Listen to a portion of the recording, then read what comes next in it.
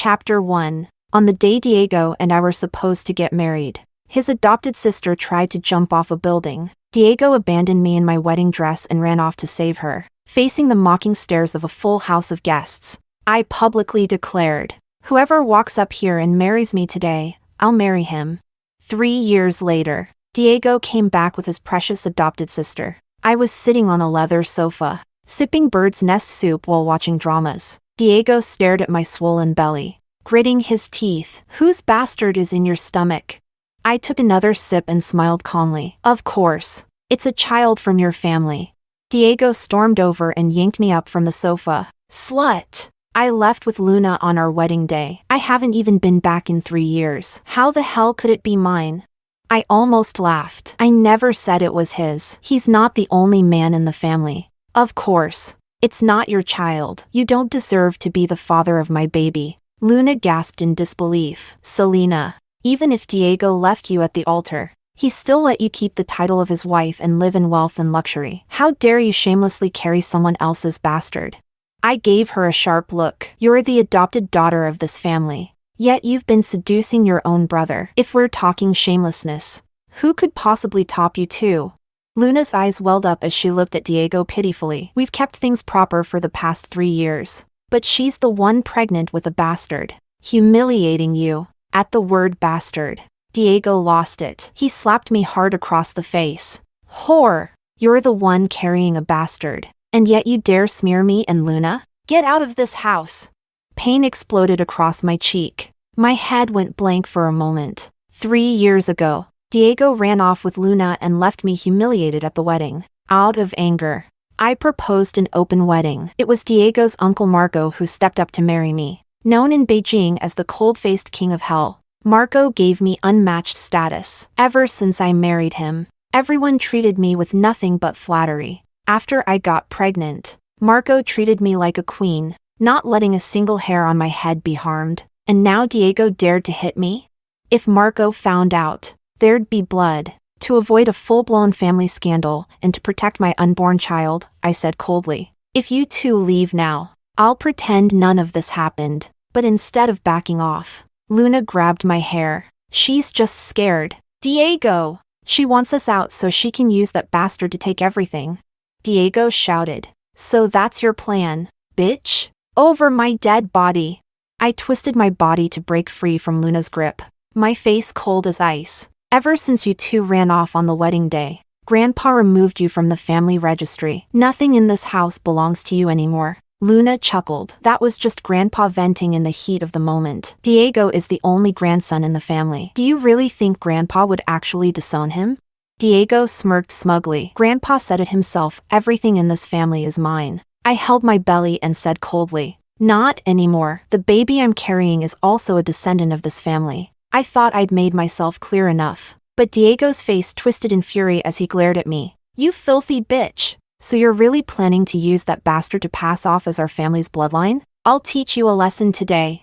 He raised his hand and slapped me even harder across the face. I clutched my belly, falling to the floor. As I looked up at their twisted faces, fear gripped me, terrified they'd actually hurt the child. I blurted out, "The baby isn't a bastard. He's..." Chapter 2. But before I could finish speaking, Diego bent down, grabbed the bird's nest soup and the broken porcelain pieces from the floor, and stuffed them into my mouth. "Luna and I have been struggling to survive these past 3 years, and you've been freeloading off our family with your bastard child. Today, I'll make sure you eat your fill." I choked instantly, unable to speak, the sharp porcelain shards cutting into my mouth as blood gushed out. I tried to raise my hand to resist, but Luna's stiletto heel came down hard on the back of my hand. The pain was so intense my whole hand trembled, but I couldn't even cry out. After Diego had shoved every bit of the bird's nest soup into my mouth, he spat on me, clapped the dust off his hands, and stood up. Luna moved her heel toward my protruding belly. Panic surged through me. I grabbed her ankle with both hands, desperately trying to stop her from stomping down. Marco was born sterile. This child had taken 3 years of seeking the best medical help both at home and abroad. It was a miracle. Luna sneered. "Selena, you really do look like a bitch protecting her pup right now. It's pathetic." Diego scowled at my belly. "If word gets out that I got cuckolded, How am I supposed to survive in Jing City? Luna, crush that bastard right now. I shook my head frantically, spitting out the blood and debris from my mouth, and gasped. The baby is Marco's. Diego froze, then burst into hysterical laughter. Selena, you lie like it's breathing. Everyone in Jing City knows my uncle doesn't even touch women. And he's sterile. I'm the only one left to carry on the family line. That's why Grandpa was so desperate for me to marry you back then. Luna chimed in. Diego is the family's only heir. Grandpa even froze his bank cards to force him back to take over the inheritance. You're hilarious.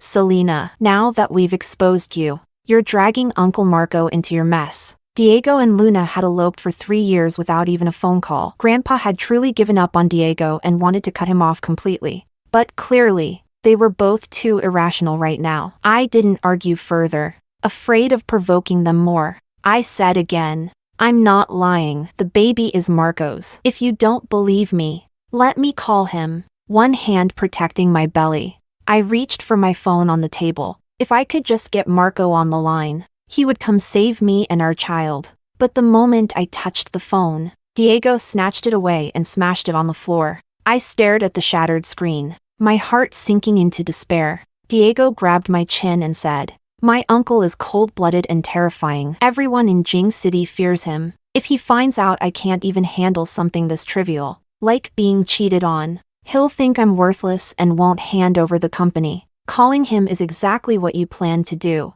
wasn't it? I shook my head furiously. No, I was just. Before I could finish, Luna viciously pressed her heel into my stomach. Diego, why are you even talking to this whore? Let's kill the bastard and go claim credit with Grandpa. Pain tore through my abdomen. I could feel the baby writhing violently inside. Terror unlike anything I'd ever known overwhelmed me. I begged, please, please let my baby go. Luna took out her phone and pointed it at me. Get on your knees and bark like a dog. Say you're a filthy bitch, and maybe I'll let your baby live. Chapter 3. At that moment, for the sake of my baby, I no longer cared about anything else. I turned and knelt on the ground, barking twice, my voice trembling. I'm a filthy bitch. Luna leaned down to look at me, a triumphant smile tugging at her lips. Selena, when I once knelt before you begging you not to marry Diego, did you ever imagine this day would come? Back then,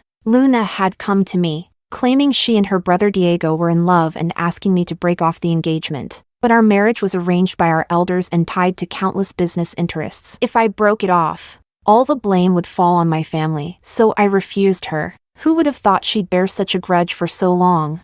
I had no time to argue about the past. I looked at them and pleaded, please, call an ambulance. Diego stomped hard on my back. Selena, you're truly disgusting. You'll do anything for that bastard. I collapsed to the floor, my belly slamming into the hard surface. Agonizing pain spread through my abdomen like wildfire. You promised you'd let my baby live, Luna said lazily. I said I'd let your baby go. Diego didn't say anything. You used that bastard to swindle your way into my home under my name. You think I'll let you go? Dream on. Diego kicked me squarely in the stomach. Pain ripped through me, and a gush of warm blood flowed down my legs. I could feel the life inside me slowly fading. Despair gripped me as I looked at them with utter hatred. Diego. Luna, you'll regret this. Standing beside Diego, Luna's eyes were filled with venom. Diego. This bitch still doesn't know her place. Looks like she hasn't learned her lesson. Diego sneered. Let's see who really ends up regretting it. Luna, go get a rope. Luna immediately understood and fetched a rope from the living room, walking toward me, dragging my bleeding lower body. I backed away in fear. What are you doing? Their only response was excitement etched all over their faces. They tied my hands and feet together with the rope, then dragged me out of the house, leaving a long trail of blood across the floor. They pulled me to the edge of the pool. Diego gave me a vicious kick, sending me tumbling into the water. With my limbs bound, I couldn't move and could only sink in despair to the bottom. The water sealed off my mouth and nose. The pain of suffocation engulfed me, and I thought I was going to die. Then Diego yanked the rope and pulled me out of the pool. Selena, do you admit your mistake now? Are you still daring enough to cheat on me again? I gasped for air, but sharp pains in my abdomen were growing worse. Marco and I had taken prenatal classes, And I knew the signs. I was going into premature labor due to the trauma. Even knowing that the chances of the baby surviving were slim, I didn't want to give up hope. I begged Diego again. I know I was wrong. I won't do it again. Please let me and the baby go. I'm in labor. Please call an ambulance. I'm begging you. Diego spat at me. Bitch, still worried about that bastard? Clearly you haven't learned your lesson. I swear that bastard won't live to walk out the door of my family's house. He raised his foot to kick me into the pool again. I closed my eyes in despair, overcome by the terror of drowning. Just then, the villa's main door was flung open. Marco rushed in with panic in his eyes and shouted, "Stop!"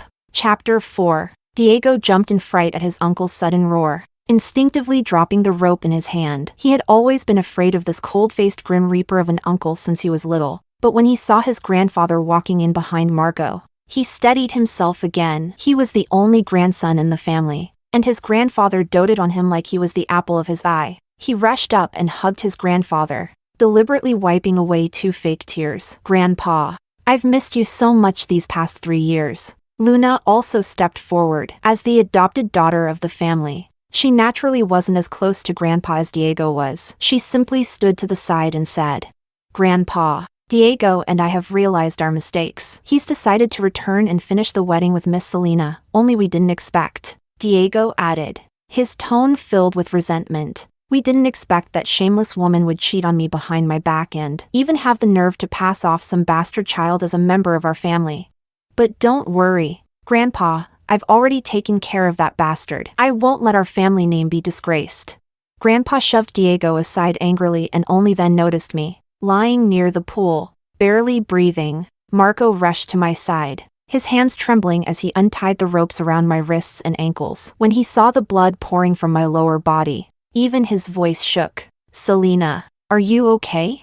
I looked up at Marco through tears, my voice barely a whisper. "Marco, the baby, save the baby." Grandpa stared at the scene in disbelief and raised his cane, striking Diego hard. "You ungrateful brat. What the hell have you done?" Diego dodged and shouted bitterly, "Grandpa, that slut used my wife's title to cheat on me. You and Uncle were both fooled. I never even touched her. There's no way that kid is mine." Luna chimed in from the side. "It's true, Grandpa. Diego and I just returned today, and her belly is already 6 or 7 months along. That's definitely someone else's baby." Grandpa struck Luna with the cane too. "That's not some random kid in Selena's belly. That's my family's bloodline." Diego yelled, "How is that possible, Grandpa? I never laid a finger on her." Marco, carrying my bloodied body, walked over and kicked Diego to the ground, eyes filled with fury. "If anything happens to Selena's baby, you're both going to pay for it with your lives." With that, he rushed me toward the hospital. Diego was so terrified by his uncle's murderous intent that he didn't dare make a sound. Only after Marco had left did he take a deep breath and turn to Grandpa. "Grandpa, has Uncle lost his mind? He's really going to kill me over some slut and her illegitimate child?" Luna whispered, "Diego, what if this is some plot between Uncle and Selena? Uncle can't have kids. What if he's planning to use her baby to steal your inheritance?" Diego immediately turned to Grandpa. "Grandpa, you have to stand up for me. All of the family fortune is supposed to be mine. It can't go to an outsider." Seeing the two still clueless despite the mess they caused, Grandpa furiously struck Diego on the head with his cane. "For someone like me, who's always been proud of my wits, how did I end up with a fool like you as my descendant? Selena's baby isn't illegitimate. That child belongs to Marco." Chapter 5. As soon as the words left Grandpa's mouth, Diego and Luna froze on the spot. It took them a while to respond. "That's impossible. Selena is my wife. How could she end up with Uncle? Besides, didn't Uncle dislike women and wasn't he infertile by birth?" Grandpa looked at Diego with deep disappointment and said coldly, "You ran away on your wedding day, and Selena married Marco on the spot. It was the talk of the entire capital. Everyone knew, except you?" Diego was stunned. After he and Luna eloped, they'd cut all ties with the capital, fearing the family would drag them back. They spent the next few years drifting abroad, living a carefree life. It wasn't until recently, when all his bank cards were frozen and they were completely broke, that they scraped together enough money for plane tickets, washing dishes for a month just to afford them. They had rushed straight to the villa upon returning, without bothering to find out what had happened in their absence. Marco was infertile, Grandpa continued, but not completely hopeless. Over the years, he visited countless top specialists both at home and abroad, and eventually, he and Selena conceived a child. Grandpa's voice was heavy with grief. And now, you've ruined it all. Thinking of his uncle's fury, Diego collapsed to the ground like his bones had been removed. At that moment, several stern-faced bodyguards walked in. Both Diego and Luna began trembling in fear, clinging to Grandpa. Grandpa, please, save me. I don't want to die. Grandpa, please. Ignoring their cries, the bodyguards dragged them away without hesitation. Meanwhile, Marco held me tightly as we sped to the hospital. The driver raced through the streets, arriving in just 10 minutes. I was rushed into the delivery room. Half an hour later, I gave birth to a stillborn baby boy. The doctor prepared to dispose of the fetus. As per protocol, I stopped her. Let me hold him. The doctor hesitated, her voice gentle. Ma'am, maybe it's better if you don't. It could leave a lasting trauma. I spoke weakly. He's my child. I have to say goodbye, no matter what. At Marco's silent nod, the doctor placed the tiny body in my arms. His skin was bright red, no bigger than my hand. I held him carefully, afraid that even the gentlest touch might hurt him. Just this morning, he had been kicking and tumbling inside me. Now he was completely still, forever gone. Tears streamed down my face uncontrollably. Baby, I'm so sorry. I couldn't protect you. Please don't blame Mommy. Don't be angry at me. Please, wake up.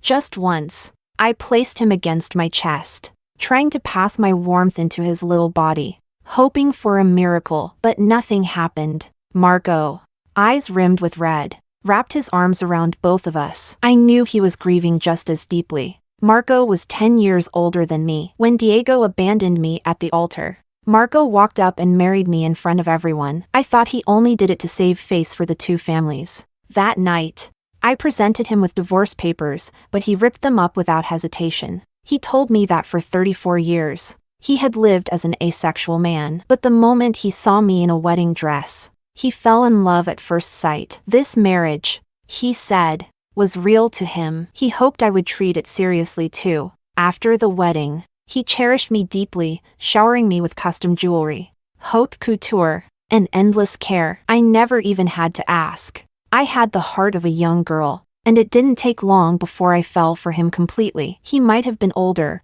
but he was even more capable. Every night, he wore me out until I was floating in bliss. Later, when I saw a friend's newborn, my heart melted. That's when I began to long for a child of my own. Marco had always struggled with fertility, but to fulfill my wish, he searched high and low, traveling across the country and even abroad, seeking every possible treatment. The day I tested positive, he was so overjoyed that he handed out an extra month's salary to all his employees so they could share in our happiness. The night I felt the baby kick, Marco kissed my belly, eyes shining with emotion. He said that in this life, having me and our child was more than enough. The crib, the baby clothes, the little toys, we picked every item together, carefully and lovingly. They carried all our hopes and joy. And now, all of it was gone. Whenever I thought of Diego and Luna's vicious, twisted faces, a deep, searing hatred rose in me. I wanted nothing more than to see them torn to pieces.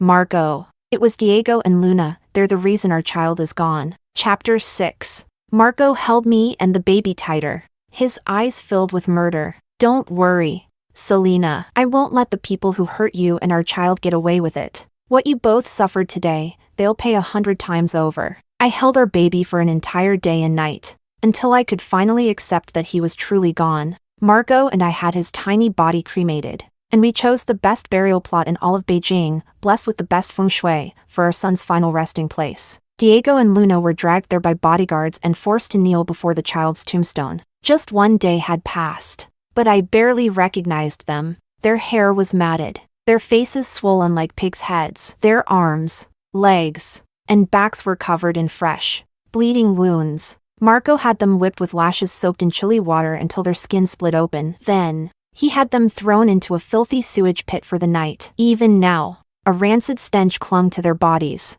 Marco handed me a steel rod. Selena, do whatever you want to them. I'll take care of the consequences. I took the rod and stared at them. Diego and Luna immediately panicked, banging their heads on the ground over and over in fear. Auntie, I swear I didn't know you were carrying Uncle Marco's child. Please forgive me just this once. I won't ever do it again. But yesterday, I was the one kneeling, begging them to spare me and my baby. And what did they do?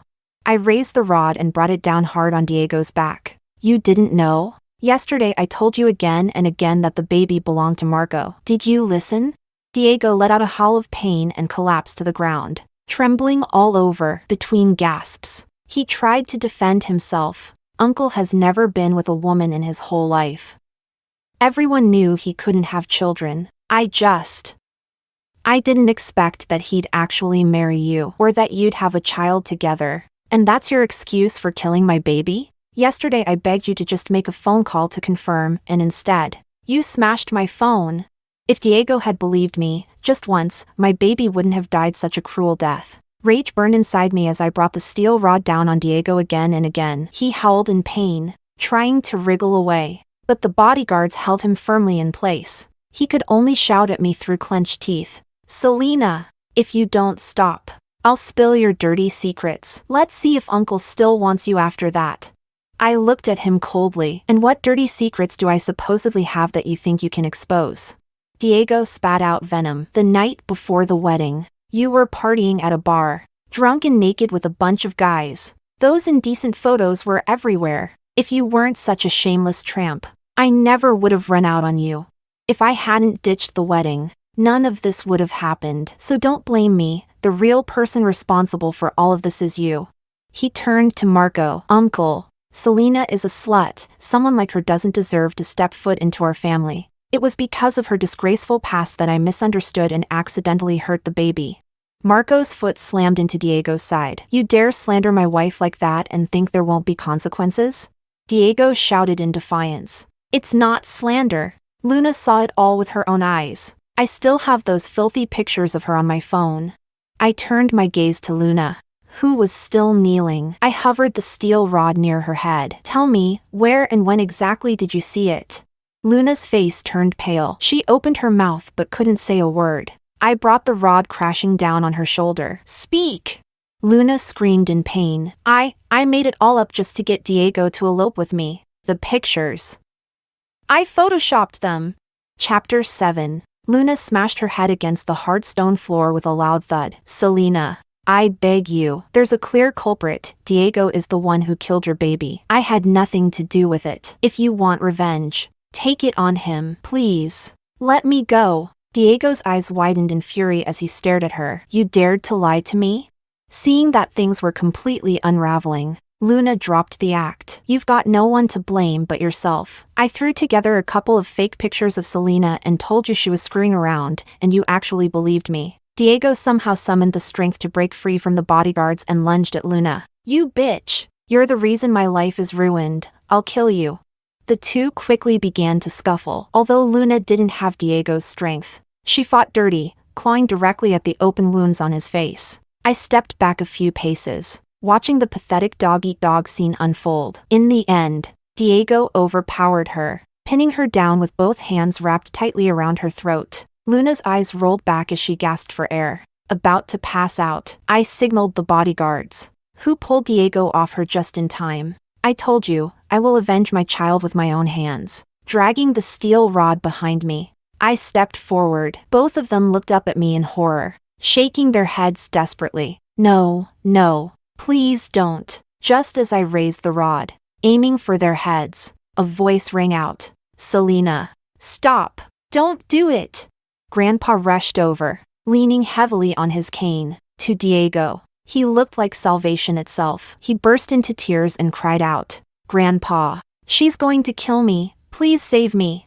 Overnight, Grandpa's hair had turned almost completely white. His face was gaunt, his entire being worn down with exhaustion. He came to me, panting heavily, and looked at me with deep remorse. Selena, Diego was foolish and blind. He took the life of your and Marco's child. That alone is unforgivable. I gripped the rod tighter, staring coldly at the old man standing in front of me. Diego's parents had died young, and Grandpa raised him like his own son. His affection ran deep. That he'd come now to plead for Diego's life, it wasn't surprising. But what about my child? Didn't his life matter? I still remembered how my baby kicked inside me, squirming and reaching out for help, and now he was gone. No amount of begging could change that. But what I didn't expect was for Grandpa to fall to his knees. Diego lost his parents as a child. I raised him myself. If he's made such a grave mistake, the fault is mine too, for failing to teach him right from wrong. Today, let me die with him. Let me atone for the life of my unborn grandson. Diego panicked. No, Grandpa, I don't want to die. He broke free again and rushed to Grandpa's side, trying to lift him up. Grandpa, how can you kneel to her? Get up. Let's go. But Grandpa shook him off and struck him hard with the cane. Ungrateful brat. Kneel, and beg your aunt and that unborn child for forgiveness.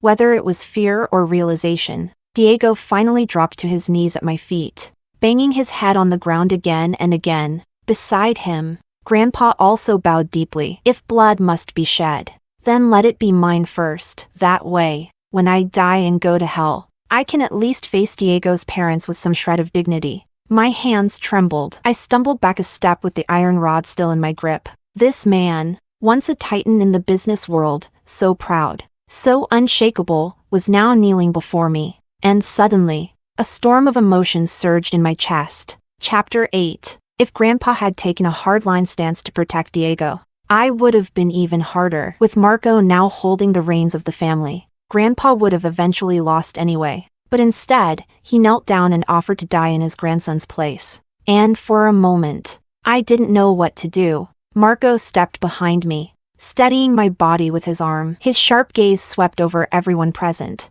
Then he snapped coldly. Are you all dead inside? Just letting the old man act like this? Take him away, now.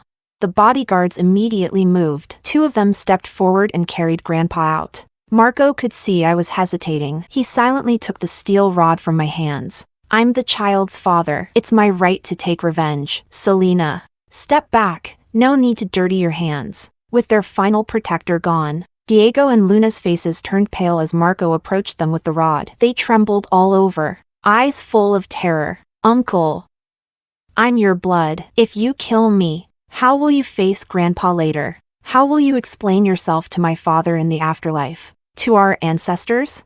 Marco lifted the rod without mercy. You don't get to worry about that now. The steel rod sliced through the air, aiming straight for Diego's head. He was so terrified he wet himself on the spot. Just as it was about to strike, I reached out and grabbed Marco's arm. He looked back at me. I took a deep breath. Letting them die so easily, it's far too merciful. Better to break their arms and legs, banish them from the family, and let them suffer in misery for the rest of their lives. Marco frowned. Selena, you don't have to worry about what he said. I couldn't care less about legacy or reputation. I just want justice for you and our child. Marco, sometimes death isn't the worst punishment. They were born into wealth, raised in luxury, but now, let them live crippled, beneath even the most ordinary people. That's the real revenge. Marco was silent for a moment, then nodded. He tossed the steel rod to a bodyguard and ordered coldly, do as Madam said. The bodyguard took the rod and, without hesitation, began smashing Diego and Luna's limbs. Their agonized screams echoed across the cemetery. I stood there watching without a trace of emotion, then gently reached out and touched our child's tombstone. Baby, Mommy and Daddy have taken revenge for you. If your little soul is no longer angry, please, come back to us soon, okay? Marco wrapped his large hand around mine. He will. Selena, he'll come back to us. Chapter 9. Afterward, Marco, afraid that staying in the villa would only deepen my grief, moved us elsewhere. Whenever he had time, he would take me traveling, hoping to help me heal. Neither of us ever brought up the child again, but we both knew it was a scar etched deep into our hearts, one that would never fade. 3 years later, I became pregnant again. From the moment we found out, Marco was on high alert. As if preparing for war, he hired dozens of bodyguards and caretakers to surround me day and night. Not even a fly could get close to me. By the 5th month, Marco stopped going to the office altogether. He stayed home with me every day, never letting me out of his sight. As my belly grew, my legs became swollen and sore. Every night, Marco would gently massage my feet. He'd stare at my belly, sighing in worry. Unable to sleep, I reached up and smoothed the crease between his brows, teasing, "Marco, I think you've got a textbook case of prenatal anxiety. Maybe I should take you to see a doctor tomorrow?" Marco placed his hand tenderly over my belly. "Selena, I'm terrified. We can't lose this child." I laid my hand over his. "We won't. This time, our baby will come into the world safe and sound." Not long after, I gave birth to a healthy baby boy. Only then did the grief that had haunted Marco and me for so long finally begin to lift. We held the baby's 100-day banquet at the most luxurious hotel in Beijing. Marco and I had just stepped out of the car, holding our son, when a man in tattered clothing with a twisted gait came stumbling toward us. Before he could reach us, the bodyguards tackled and restrained him. At first, I thought he was a beggar, since it was a day of celebration. I told them to escort him away and give him some food and supplies. But then, he opened his mouth, and I realized the man in front of me was Diego. "Uncle. Auntie, now that you have a new baby, please let me come home. I truly regret everything. Please, let me come back." After Diego and Luna had their limbs broken, they didn't receive proper treatment. Both of them became severely disabled. Years of suffering had worn him down to a shell of a man, more beggar than person. Countless nights, he lay awake, tormented by regret. Why had he ever believed Luna and ran away from the wedding? As for Luna, she had left him 2 years ago, marrying a man in his 50s. A lonely bachelor. Diego's physical disability and constant poverty drove him to the brink of suicide more than once. The only thing that kept him alive was the hope that if Marco and I ever had a child again, maybe, just maybe, they would forgive him and let him return. And today, he thought that day had finally come. Marco looked at him coldly. "The fact that I let you live back then was already more mercy than you deserved. Come home? Keep dreaming." Then he ordered the bodyguards to throw Diego out. That moment shattered Diego's final hope. Not long after, he took his own life in a small rented room. We received the news while Marco and I were playing with our son. Marco was silent for a long moment. Then he gave a quiet order to have Diego's ashes collected and properly handled.